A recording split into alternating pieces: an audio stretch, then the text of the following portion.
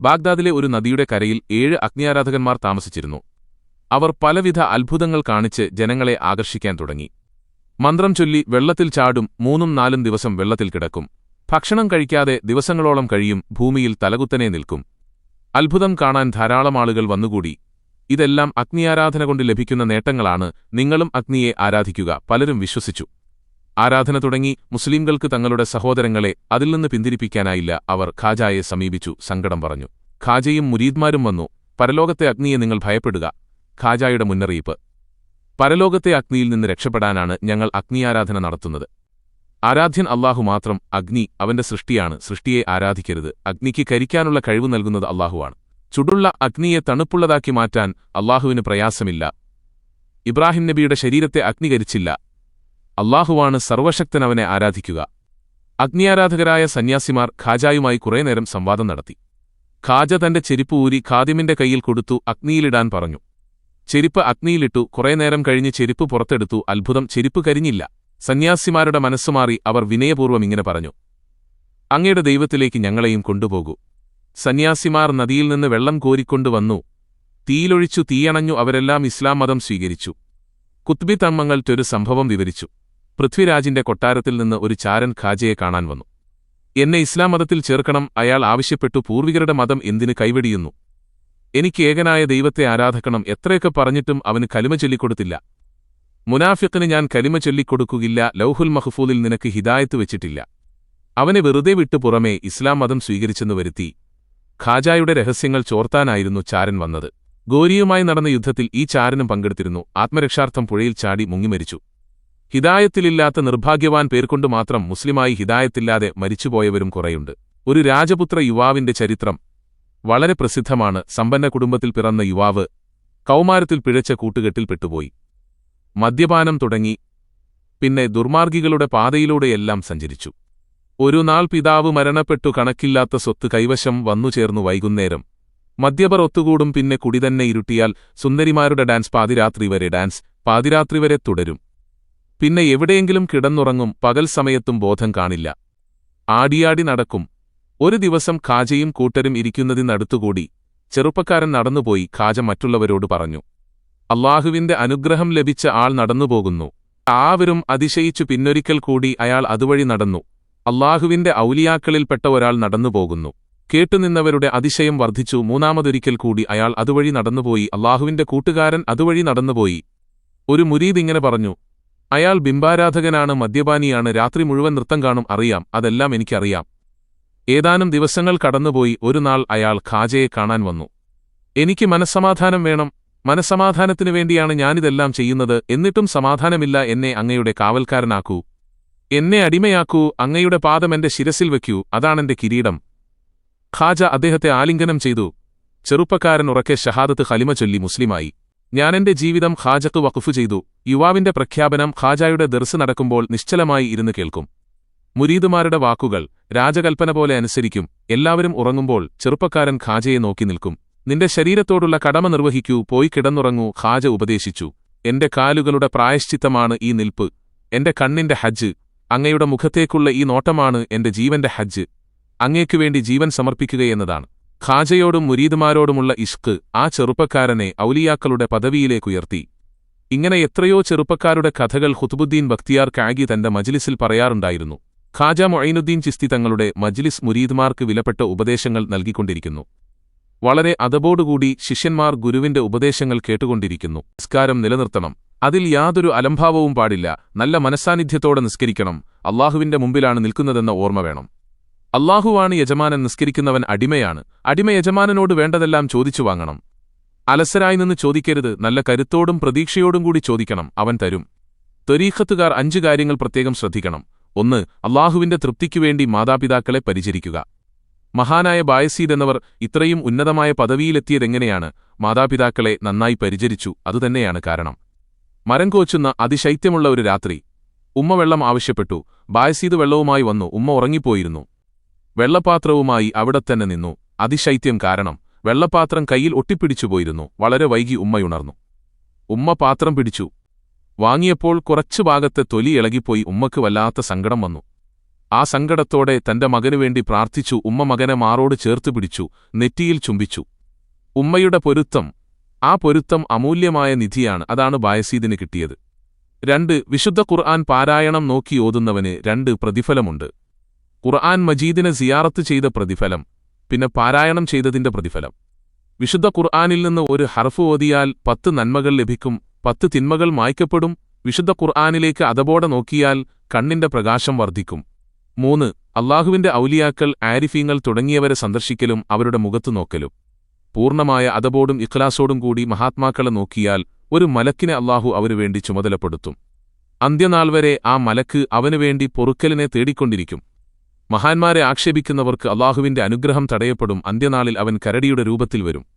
4. കഅബ സന്ദർശനം പൂർണ്ണമായ അതബോടും പ്രതീക്ഷയോടുകൂടി കഅബത്തിങ്കൽ ചെന്ന് ഇബാദത്തെടുത്താൽ കണക്കാക്കാനാവാത്ത പ്രതിഫലം ലഭിക്കും, ഔലിയാക്കളുടെ പദവി ലഭിക്കും. 5.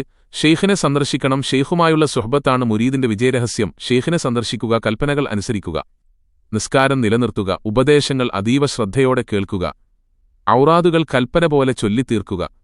അങ്ങനെ ഷെയ്ഖിന്റെ പൊരുത്തത്തിലായി ജീവിച്ചു മരിക്കുക. എന്റെ ഷെയ്ഖായ ഖാജ ഉസ്മാൻ ഹാറൂനി തങ്ങൾ പറഞ്ഞു, ഒരാളിൽ 3 കാര്യങ്ങളുണ്ടായാൽ അവൻ അല്ലാഹുവിന്റെ ഇഷ്ടദാസനായിത്തീർന്നു. നദിപോലുള്ള ഔദാര്യം, സൂര്യനെപ്പോലുള്ള കാരുണ്യം, ഭൂമിയെപ്പോലുള്ള വിനയം. ഔഹുൽ സാഹിദ് അൽ ഗസ്നവി എന്ന മഹാനെ ഒരു ഗുഹയിൽ വെച്ചാണ് ഞാൻ സന്ദർശിച്ചത്. അദ്ദേഹം നൽകിയ ഉപദേശം ഇതായിരുന്നു: നിസ്കാരം കൃത്യസമയത്ത് നിർവഹിക്കുക, എപ്പോഴും വുളൂഉ കൊണ്ടു നടക്കുക. ഞാൻ സന്ദർശിക്കുമ്പോൾ 2 സിംഹങ്ങൾ അദ്ദേഹത്തോടൊപ്പമുണ്ടായിരുന്നു. സുബഹി നിസ്കരിച്ചാൽ മുസല്ലയിൽ തന്നെ ഇരിക്കണം. സൂര്യനുദിക്കും വരെ മലക്കുകൾ അവർക്കുവേണ്ടി പ്രാർത്ഥന നടത്തും. ഖാജ മുഈനുദ്ദീൻ ചിസ്തി തങ്ങളുടെ മജ്ലിസിൽ പങ്കെടുക്കുന്നവർ അധികവും നവമുസ്ലിങ്ങളാണ്. ജീവിതത്തിന്റെ സകല മേഖലകളെക്കുറിച്ചും അവരെ പഠിപ്പിക്കേണ്ടതുണ്ട്. ജനാബത്ത് കുളിയെക്കുറിച്ചാണ് ഒരിക്കൽ സംസാരിച്ചത്. ജനാബത്ത് കുളിയുടെ പ്രാധാന്യം, നന്നായി കുളിക്കുന്നവർക്കുള്ള പ്രതിഫലം. ഒരാൾ നല്ല രീതിയിൽ ജനാബത്ത് കുളിക്കുകയാണ്. അയാളുടെ ശരീരത്തിൽ നിന്നൊഴുകിപ്പോവുന്ന ഓരോ തുള്ളി വെള്ളത്തിനും പ്രാധാന്യമുണ്ട്. എത്ര തുള്ളി വെള്ളം ഒഴുകിപ്പോയെന്ന് കൃത്യമായി അറിയുന്നവൻ അല്ലാഹുവാകുന്നു. അതിന്റെ കണക്കനുസരിച്ച് മലക്കുകളെ സൃഷ്ടിക്കുന്നു.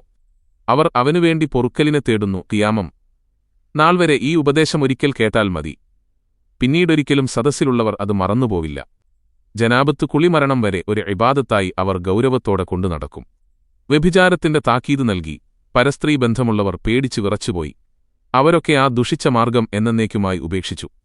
വ്യഭിചാരക്കാരൻ തന്റെ കാമപൂർത്തീകരണം കഴിഞ്ഞു കുളിക്കുമ്പോൾ അവന്റെ ശരീരത്തിൽ നിന്നൊഴുകിപ്പോവുന്ന ഓരോ തുള്ളി വെള്ളത്തിൽ നിന്നും ഓരോ പിശാചിനെ സൃഷ്ടിക്കപ്പെടുന്നു.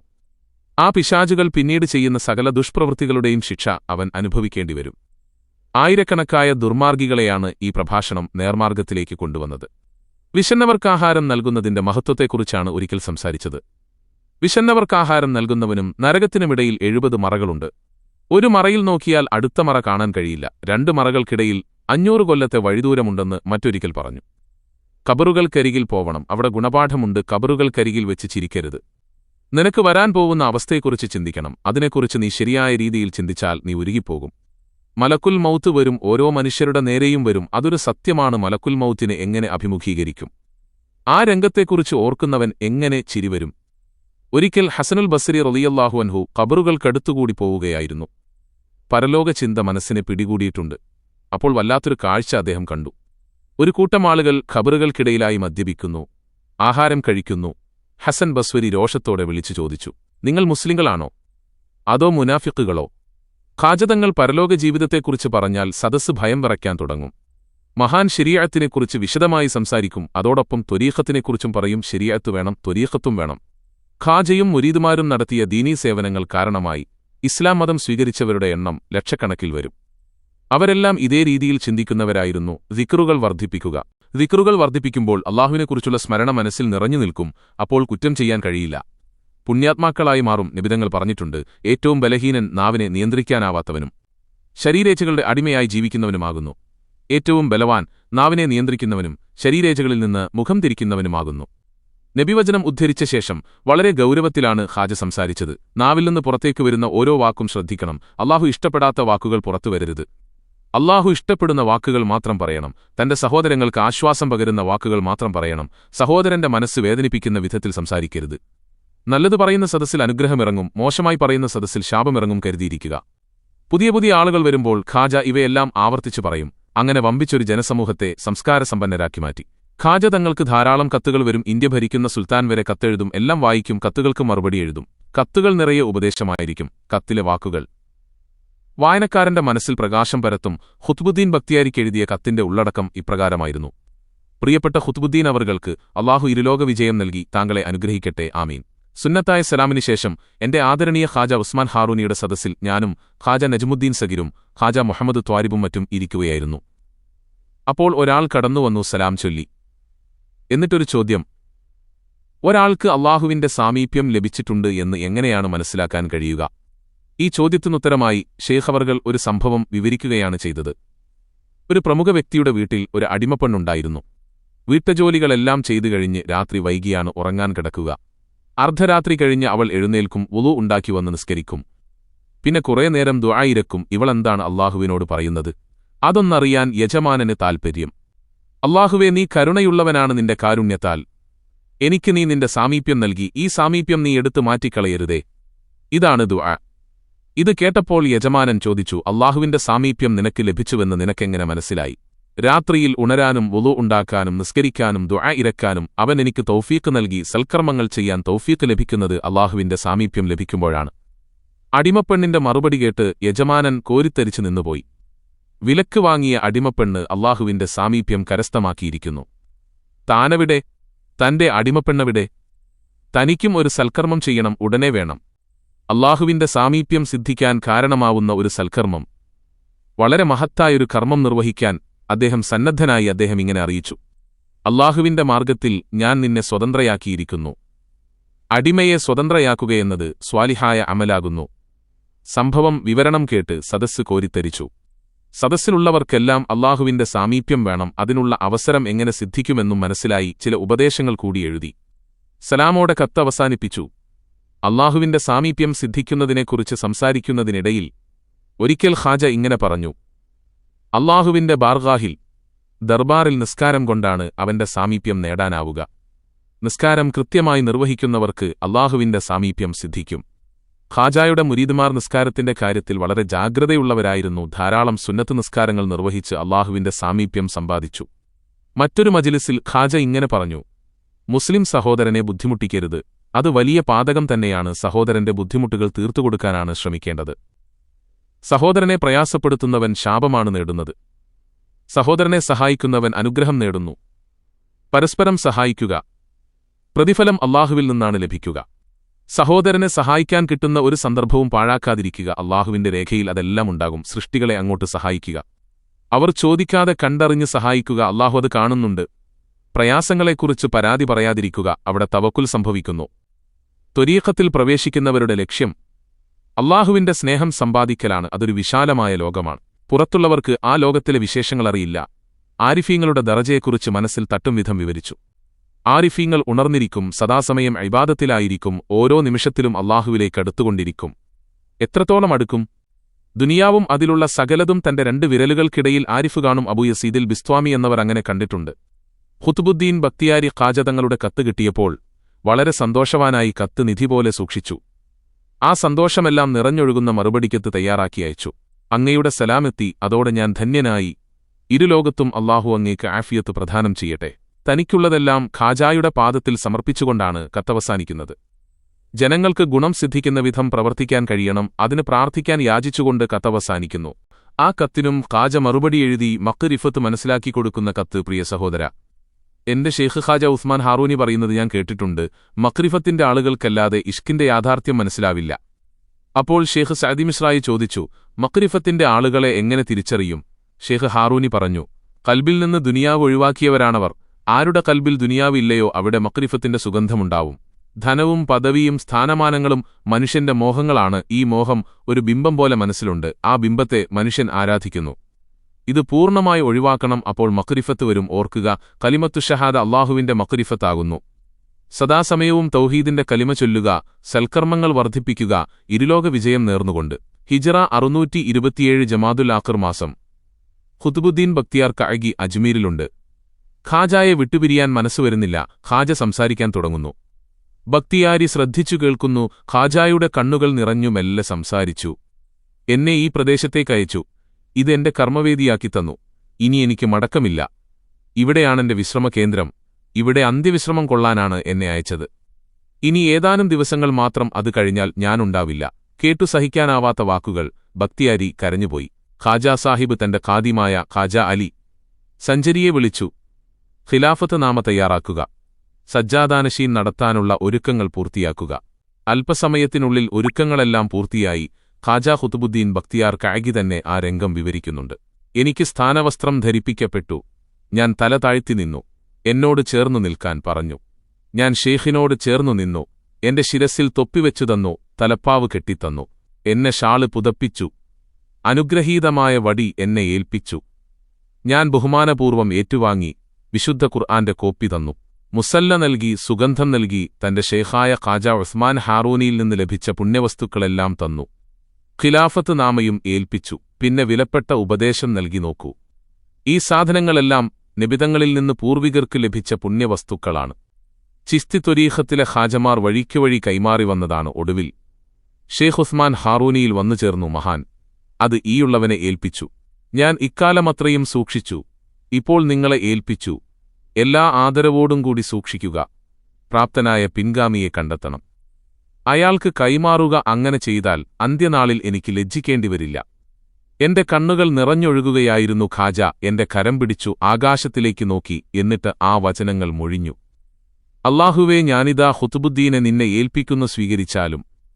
സ്വീകരിച്ചാലും ഷേഖിന്റെ പദവികൾ നൽകി അനുഗ്രഹിച്ചാലും. ഞാൻ ആ പാദങ്ങൾക്കടിയിലെ മണ്ണ് ചുംബിച്ചു. എനിക്കുള്ളതെല്ലാം നൽകിക്കഴിഞ്ഞു. ഇനി പൊയ്ക്കൊള്ളൂ, ഡൽഹിയിലേക്ക് പൊയ്ക്കൊള്ളൂ. പൂർണ്ണ മനുഷ്യനായി ജീവിക്കുക. മടങ്ങാനുള്ള കൽപ്പന കിട്ടിക്കഴിഞ്ഞു. ഇനി തങ്ങാൻ പറ്റില്ല. ഇനി യാത്രയാണ്. കാൽകുത്തി സലാം ചൊല്ലി ഖാൻഖാഹിൽ നിന്നിറങ്ങി.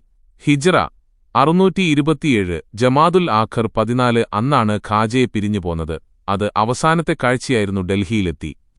ഇതാണെന്റെ താമസസ്ഥലം. ഇതുതന്നെയാണ് അന്ത്യവിശ്രമ കേന്ദ്രവും. കാഗി മടങ്ങിയെത്തിയപ്പോൾ ഖാൻഖാഹ് ജനനിബിഡമായി.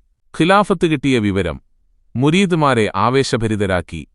ഡൽഹി നഗരം ചിസ്തി ത്വരീഖത്തിന്റെ തലസ്ഥാനമായി മാറുകയാണ്.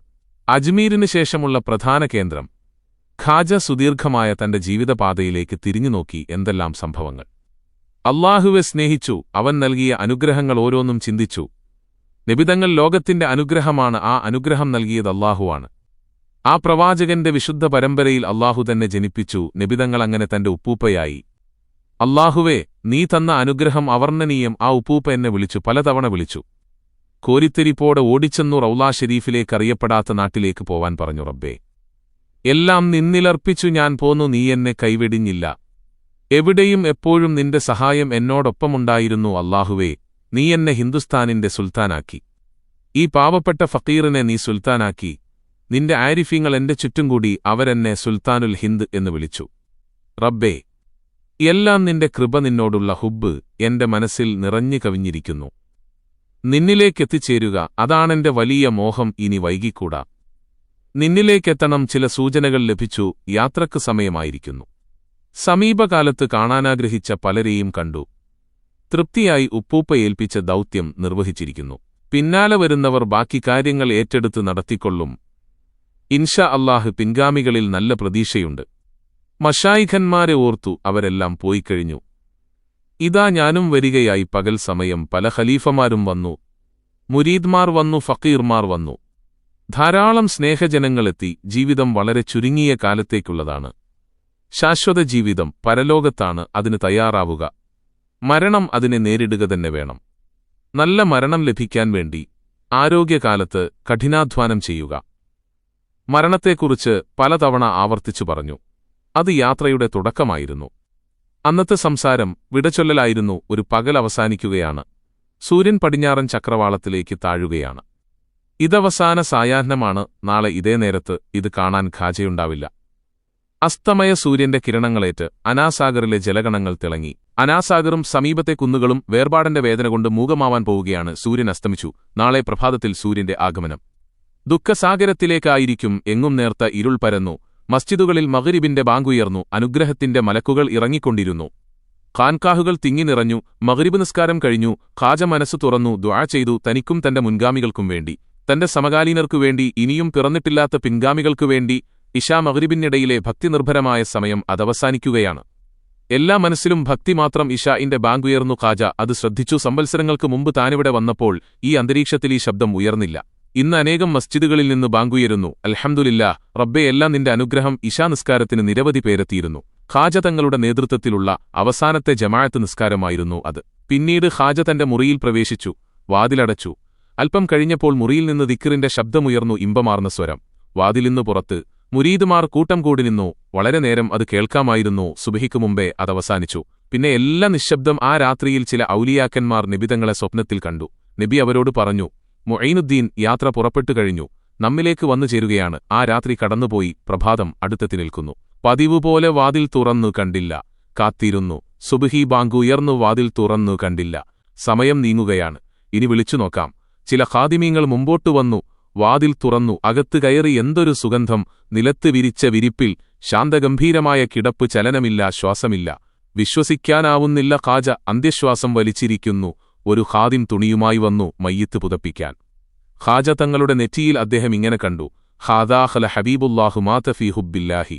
ഇത് അള്ളാഹുവിന്റെ ഹബീബാകുന്നു, അള്ളാഹുവിനോടുള്ള സ്നേഹത്തിലായി മരണപ്പെട്ടു. നെറ്റിയിൽ കണ്ട വചനം തന്നെ നിരവധി പേരുടെ ഇസ്ലാം മത സ്വീകരണത്തിന് കാരണമായിത്തീർന്നു. ജനം വാർത്തയറിഞ്ഞ് നിശ്ചലരായി നിന്നുപോയി. പിന്നെ നാടും നഗരവും ഒരു പ്രവാഹമായി രൂപം കൊണ്ടു. സമതലവും ചുറ്റുമുള്ള കുന്നുകളും ജനനിബിഡമായി മാറി. ഇനി മണ്ണിലേക്ക് മടക്കം. വഫാത്തായ മുറിയിൽ തന്നെ ഖബർ തയ്യാറാക്കി. അണമുറിയാത്ത ജനപ്രവാഹം അവസാനിക്കുന്നില്ല. കുളിപ്പിച്ചു കഫൻ ചെയ്തു മയ്യിത്ത് ഖബറിലേക്ക് താഴ്ത്തുകയാണ്. അപ്പോൾ ഖബറിൽ കണ്ട പ്രകാശം, ആ പ്രകാശം കണ്ടു നിൽക്കാനാവാതെ ചിലർ ബോധരഹിതരായി. അള്ളാഹുവിന്റെ മഹാന്മാരായ ഔലിയാക്കൾ അന്നവിടെ സമ്മേളിച്ചു. അവരുടെ ഒത്തുചേരൽ പിന്നെയും തുടർന്നു. നൂറ്റാണ്ടുകളിലൂടെ, തലമുറകളിലൂടെ ബാഹ്യദൃഷ്ടിയിൽ നിന്ന് മറഞ്ഞു എന്നേയുള്ളൂ ഇന്നും ഹിന്ദുസ്ഥാന്റെ സുൽത്താൻ ഖാജ തന്നെ. ഖുത്ബുദ്ദീൻ ബക്തിയാർ കഅഗി ഇങ്ങനെ രേഖപ്പെടുത്തിയിട്ടുണ്ട്, ഞാൻ അജ്മീരിൽ നിന്ന് മടങ്ങി ഡൽഹിയിലെത്തി. ഏതാനും ദിവസങ്ങൾ കഴിഞ്ഞു. ഒരാൾ എന്നെ കാണാൻ വന്നു. അദ്ദേഹം അജ്മീരിൽ നിന്ന് വരികയായിരുന്നു. അദ്ദേഹം പറഞ്ഞു, നിങ്ങൾ അജ്മീരിൽ നിന്ന് മടങ്ങി 20 ദിവസം കഴിഞ്ഞപ്പോൾ ഖാജാ സാഹിബ് വഫാത്തായി. ഖുത്ബുദ്ദീൻ ബക്തിയാർ കഅഗി തരിച്ചിരുന്നുപോയി. വല്ലാത്ത നഷ്ടബോധം. ജ്വലിച്ചുനിന്ന ദീപം എടുത്തു മാറ്റിയതുപോലെ. ഇല്ല, ആ പ്രകാശം മായില്ല, കൂടിക്കൂടി വരികയേയുള്ളൂ. ഖാജയില്ലാത്ത ലോകം, എന്തൊരു ഏകാന്തത! അത് ശരിയല്ല, ഖാജ എങ്ങും പോയിട്ടില്ല. ഖാജായുടെ ശക്തി വർദ്ധിച്ചിട്ടേയുള്ളൂ. ഖുത്ബുദ്ദീൻ അമ്പരപ്പിൽ നിന്നുണർന്നു. ഓർത്തുതീർന്നു, സമയം കളയാൻ പറ്റില്ല, ഇനി തന്റെ കാലഘട്ടമാണ്. ചിസ്തി ത്വരീഖത്തിന്റെ പ്രകാശം രാജ്യമെങ്ങും എത്തിക്കണം. ഇരുൾ ബാക്കി കിടക്കുന്ന പ്രദേശങ്ങൾ കണ്ടെത്തണം, അവിടെ പ്രകാശം എത്തിക്കണം. ഖാജായുടെ ഖലീഫമാരും മുരീദുമാരും ഇന്ത്യക്കകത്തും പുറത്തും പ്രവർത്തിച്ചുകൊണ്ടിരിക്കുന്നു. അവരുടെ ശ്രദ്ധാകേന്ദ്രം ഇനി താനായിരിക്കും. തന്നെയാണല്ലോ പിൻഗാമിയായി നിയോഗിച്ചത്. സുൽത്താൻ ഇൽതുത്മിഷ് തന്റെ ഷെയ്ഖിനെ കാണാനെത്തി. ഖാജായുടെ വഫാത്തറിഞ്ഞ് സുൽത്താൻ വളരെ ദുഃഖിതനായിരുന്നു. ഷെയ്ഖ് ഖുത്ബുദ്ദീൻ ബക്തിയാർ അദ്ദേഹത്തെ ആശ്വസിപ്പിച്ചു. ഹിജ്റ 627 റജബ് 6 തിങ്കളാഴ്ച AD 1229 മെയ് 1. ഷേഖ് ഖാജ മുഈനുദ്ദീൻ ചിസ്തി വഫാത്തായി. മഹാൻ അന്ത്യശ്വാസം വലിച്ചു തീരുമ്പോൾ അനേകം മസ്ജിദുകളിൽ സുബഹിബാങ്ക് ഉയരുകയായിരുന്നു. അൽഹംദുലില്ലാഹി റബ്ബിൽ ആലമീൻ. സമ്പന്നമായ പരമ്പര. ഖാജ മുഈനുദ്ദീൻ ചിസ്തി തങ്ങൾക്ക് 2 ഭാര്യമാരുണ്ടായിരുന്നു. ബീബി അമത്തുല്ല ഇസ്മത്ത്, ബീബി ഖാജ. തങ്ങൾക്ക് 3 പുത്രന്മാരും 1 പുത്രിയുമുണ്ടായിരുന്നു. പുത്രന്മാർ ഖാജ ഫഖറുദ്ദീൻ, ഖാജ ഹുസാമുദ്ദീൻ, ഖാജ ലിയാവുദ്ദീൻ. മകളുടെ പേര് ഹാഫിള ജമാൽ എന്നായിരുന്നു. ഖാജ ഫഖറുദ്ദീൻ ബാഹ്യവും ആന്തരികവുമായ വിജ്ഞാനം നേടിയ മഹാനായിരുന്നു. അധികവും ജലാലിയത്തിന്റെ അവസ്ഥയിൽ കാണപ്പെട്ടു. ഔലിയാക്കളുടെ കൂട്ടത്തിൽ ഉന്നത പദവിയാണുള്ളത്. ഹിജ്റ 653 ശഅബാൻ 5 വഫാത്ത്.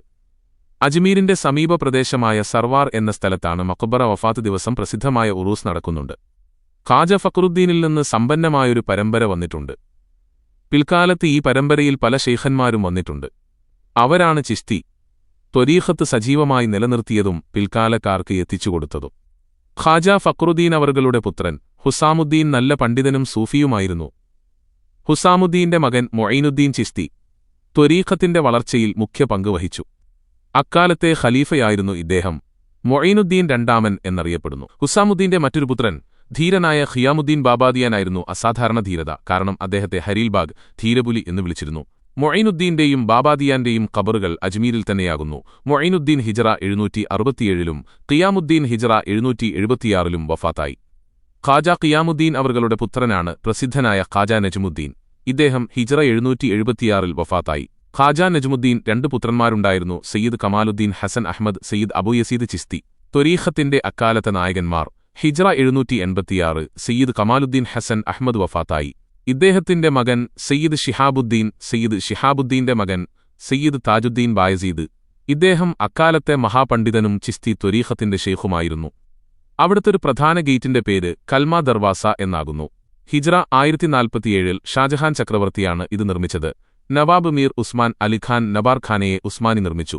ഹിജ്റ 1045 ഷാജഹാൻ ചക്രവർത്തി നബാർഖാനയെ ഷാജഹാനി നിർമ്മിച്ച ദർഗയുടെ പടിഞ്ഞാറുവശം ജനതി ദർവാസ ഖാജ തങ്ങൾ നിന്ന് നിസ്കരിച്ച സ്ഥലമാണ്. ചക്രവർത്തിയുടെ കുഞ്ഞുങ്ങൾ മരിച്ചുപോകുകയായിരുന്നു. ഒന്നും അവശേഷിക്കുന്നില്ല. വളരെ ദുഃഖത്തോടെകൂടി അദ്ദേഹം സൂഫിവര്യനായ സലീം ചിസ്തിയെ കാണാൻ ചെന്നു. സലീം ചിസ്തി ഇങ്ങനെ ഉപദേശിച്ചു: താങ്കൾ ഇന്ത്യയുടെ ഭരണാധികാരിയാണ്, സുൽത്താനാണ്, ബാഹ്യമായി അത് ശരിയാണ്. എന്നാൽ ഇന്ത്യയുടെ യഥാർത്ഥ സുൽത്താൻ നിങ്ങളല്ല. അക്ബർ ചക്രവർത്തി ഞെട്ടിപ്പോയി. ഇന്ത്യയുടെ യഥാർത്ഥ സുൽത്താൻ ആരാണ്? അജ്മീരിൽ അന്ത്യവിശ്രമം കൊള്ളുന്ന ഖാജ മൊയ്നുദ്ദീൻ ഹസൻ സഞ്ചരി ചിസ്തി. ആ മഹാനുമായി താങ്കളെ ബന്ധപ്പെടുത്താൻ മാത്രമേ എനിക്ക് കഴിവുള്ളൂ. അവിടെ ചെന്ന് സങ്കടം പറയൂ. അക്ബർ ചക്രവർത്തി കടുത്ത ത്യാഗത്തിനൊരുങ്ങി അജ്മീർ വരെ കാൽനടയായി സഞ്ചരിച്ചു. കാലുകൾ വേദനിച്ചു, ശരീരമാകെ കറുത്തുപോയി. ഖാജായുടെ കോടതിയിൽ സ്വയം സമർപ്പിച്ച് കരഞ്ഞു പ്രാർത്ഥിച്ചു. പ്രാർത്ഥന സഫലമായി. ആൺകുഞ്ഞിന് സലീം എന്നു പേരിട്ടു. ചിസ്തിയുടെ പേര് സലീം എന്ന കുട്ടി പിറന്ന സന്തോഷവുമായി അക്ബർ അജ്മീരിലെത്തി നന്ദി സൂചകമായി മനോഹരമായൊരു മസ്ജിദ് നിർമ്മിക്കാൻ നിയോക്തമാക്കി. ഹിജ്റ 977 മസ്ജിദിന്റെ പണി പൂർത്തിയായി. ഇതാണ് അക്ബറി മസ്ജിദ്. അക്ബർ ചക്രവർത്തി നിരവധി തവണ അജ്മീരിലും താരാഗട്ടിലും വന്നിട്ടുണ്ട്. താരാഗട്ടിൽ പല നിർമ്മാണ പ്രവർത്തനങ്ങൾ നടത്തിയിട്ടുണ്ട്. ദർഗയോട് ചേർന്നുള്ള മസ്ജിദ് സന്തൽഖാന മസ്ജിദ് എന്നറിയപ്പെടുന്നു. സുൽത്താൻ മഹ്മൂദ് ഖിൽജിയാണ് ഇത് നിർമ്മിച്ചത്. ഹിജ്റ 859 നിർമ്മാണം പൂർത്തിയായി. ഷാജഹാൻ ചക്രവർത്തിയുടെ മകൾ ജഹാനാര പണ്ഡിതയും മതഭക്തിയും കവയത്രിയുമായിരുന്നു. ഖാജായോട് വളരെ സ്നേഹമായിരുന്നു. ഹിജ്റ 1047 വെളുത്ത മാർബിൾ കൊണ്ട് മനോഹരമായി അലങ്കരിക്കപ്പെട്ട മസ്ജിദ് നിർമ്മിച്ച് മുറ്റം പോലും മാർബിൾ വിരിച്ച് മനോഹരമാക്കിയിട്ടുണ്ട്. ഇതാണ് ഷാജഹാനി മസ്ജിദ്.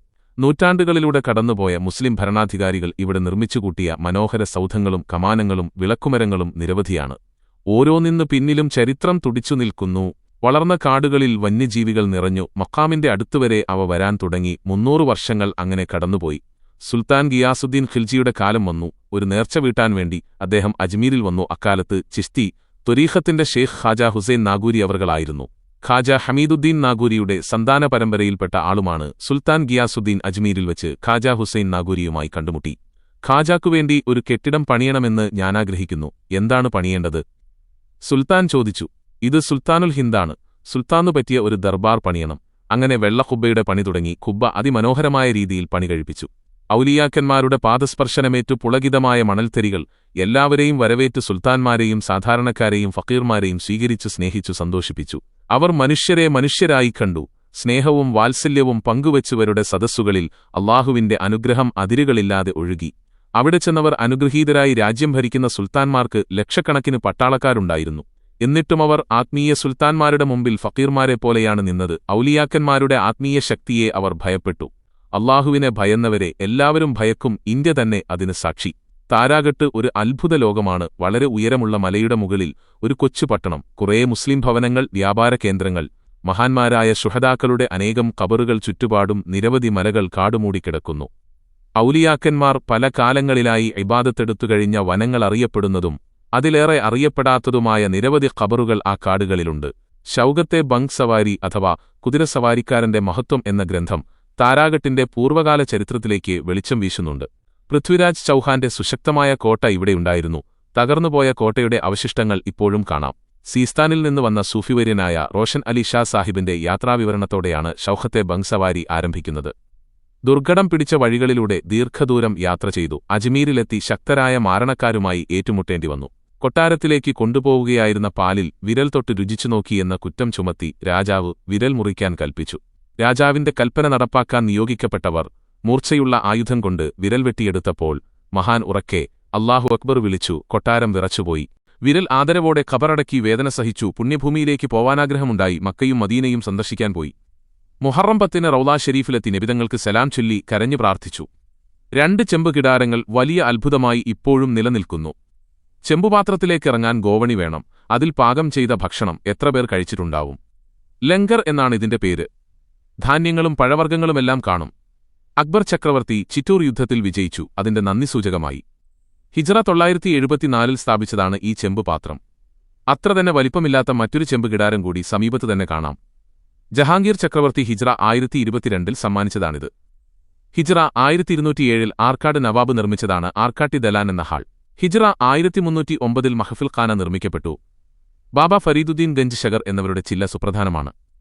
കൊല്ലത്തിലൊരിക്കൽ മാത്രമാണ് അത് തുറന്നുകൊടുക്കുക. മുഹറം 5 ദർഗയിലും പരിസരത്തും ജനങ്ങൾ തടിച്ചുകൂടി നിൽക്കുന്നു. ഖാദിമീങ്ങളും ഫക്കീർമാരും സന്ദർശകരുമെല്ലാം ഒരുതരം ബത്തപ്പാടിലാണ്. കൈനീട്ടി ദാനം സ്വീകരിക്കാൻ വന്നവർക്ക് ഉത്കണ്ഠ ഒരു കൂട്ടം അന്ധന്മാരുണ്ട്. അവർക്കുമുണ്ട് ബേജാർ. സുൽത്താൻ ഔറംഗസീബ് ആലംഗീർ സിയാറത്തിന് വരികയാണ്. ഖാജായോട് വല്ലാത്ത ബഹുമാനമാണ്. നഗ്നപാതനായി നടന്നുവരും. അവിടെ വന്നുകൂടിയവരിൽ ആരെങ്കിലും ഖാജായോട് വേണ്ടത്ര ആദരവ് കാണിച്ചില്ലെന്ന് തോന്നിയാൽ കോപം വരും. എന്ത് ശിക്ഷ വിധിക്കുമെന്നറിയില്ല.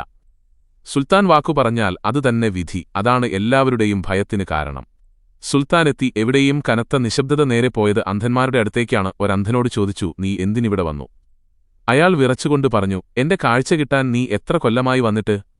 5 കൊല്ലം. അടുത്ത അന്ധനെ വിളിച്ചു. ഇതേ ചോദ്യം ആവർത്തിച്ചു. പലരും അവിടെ എത്തിയിട്ട് 8-10 വർഷങ്ങളായി. ആർക്കും ഇതുവരെ കാഴ്ച കിട്ടിയിട്ടില്ല. പ്രാർത്ഥിക്കുന്നുണ്ട് കിട്ടേണ്ടേ. സുൽത്താൻ വളരെ ഗൗരവത്തിൽ ഇങ്ങനെ പറഞ്ഞു, ഞാൻ സിയാറത്തിനു വേണ്ടി റൗളയിലേക്ക് പോവുകയാണ്. സിയാറത്ത് കഴിഞ്ഞ് തിരിച്ചു വരുമ്പോഴേക്കും നിങ്ങൾക്കെല്ലാം കാഴ്ച കിട്ടിയിരിക്കും. ആർക്കെങ്കിലും കാഴ്ച കിട്ടിയില്ലെങ്കിൽ അവരെ കഴുത്തു വെട്ടിക്കൊല്ലും. അന്ധന്മാർ ഭയന്നു വിറച്ചു കൂട്ടക്കരച്ചിലായി. സുൽത്താൻ പറഞ്ഞതുതന്നെ മാറ്റമുണ്ടാവില്ല. ആരുടെയൊക്കെ തല പോകുമെന്നറിയില്ല. അന്ധന്മാർ പ്രാർത്ഥന തുടങ്ങി. ഇതുപോലെ മനസ്സു തുറന്നൊരു തേട്ടം ജീവിതത്തിലുണ്ടായിട്ടില്ല. അതൊരു കാഴ്ച തന്നെയായിരുന്നു. സുൽത്താൻ റൗളയിൽ പ്രവേശിച്ചു. ഖാദിമുകൾ ആദരവോടെ മാറി നിന്നു. ഔറംഗസീബ് വളരെ ആദരവോടെ ഖാജായുടെ ഖബറിനരികിൽ നിന്നു. ഫാത്തിഹയും സൂറത്തുകളും ഓതി വളരെ നേരം ദുആ ഇരുന്നു. കണ്ണുകൾ നിറഞ്ഞൊഴുകി. ആ താഴ്മയും കരച്ചിലും കാണണം. സുൽത്താനുൽ ഹിന്ദിന്റെ മുമ്പിൽ താനെത്ര നിസ്സാരൻ എന്ന ഭാവം. ദുആ കഴിഞ്ഞു. ഖാജാക്ക് സലാം ചൊല്ലി പുറത്തു കടന്നു. ഖാദിമീങ്ങൾക്ക് ഹദിയ നൽകി. അന്ധന്മാരുടെ അടുത്തേക്ക് വന്നു. അവിടെ കൂട്ടക്കരച്ചിൽ കേൾക്കാനില്ല. പകരം ആഹ്ലാദപ്രകടനം. എല്ലാവർക്കും കാഴ്ച കിട്ടിയിരിക്കുന്നു. ആ അത്ഭുതം കാണാൻ നിരവധി പേർ വന്നുകൂടിയിട്ടുണ്ട്. കാഴ്ച കിട്ടിയ കൂട്ടരോട് ഔറംഗസീബ്, ഇതുവരെ നിങ്ങൾ മനസ്സറിഞ്ഞ് ദുആ ചെയ്തിട്ടില്ല. അതുകൊണ്ടാണ് ഇതുവരെ കാഴ്ച കിട്ടാത്തത്. കൽബ് ഇടറി ചോദിച്ചാൽ ഖാജ എന്തും തരും. ഔറംഗസീബ് ഒരുപാട് തവണ അജ്മീർ സന്ദർശിച്ചിട്ടുണ്ട്. മലകേറി താരാഗട്ടിലും പോവും. വളരെ ബഹുമാനപൂർവ്വമാണ് താരാഗട്ടിൽ ശുഹദാക്കളുടെ മഖ്ബറയിൽ വന്നു കയറുക. ഈ ചരിത്രം ഇവിടെ അവസാനിക്കുന്നു. നിങ്ങളുടെ സഹകരണത്തിന് നന്ദി അറിയിക്കുന്നു. അജ്മീർ ഖാജ തങ്ങൾ റളിയല്ലാഹു അൻഹുവിന്റെ ബർക്കത്തുകൊണ്ട് നമ്മുടെ എല്ലാവരുടെയും പരലോക ജീവിതം വിജയകരമാക്കി തരട്ടെ. ആമീൻ ആമീൻ യാ റബ്ബൽ ആലമീൻ. വീഡിയോ ഇഷ്ടമായെങ്കിൽ ലൈക്ക് ചെയ്യാനും ഷെയർ ചെയ്യാനും മറക്കരുത്. നിങ്ങളുടെ വിലയേറിയ അഭിപ്രായങ്ങൾ രേഖപ്പെടുത്തുക. ചാനൽ സബ്സ്ക്രൈബ് ചെയ്യാനും പുതിയ വീഡിയോകളുടെ നോട്ടിഫിക്കേഷനായി ബെല്ലൈക്കൺ അമർത്താനും മറക്കരുത്.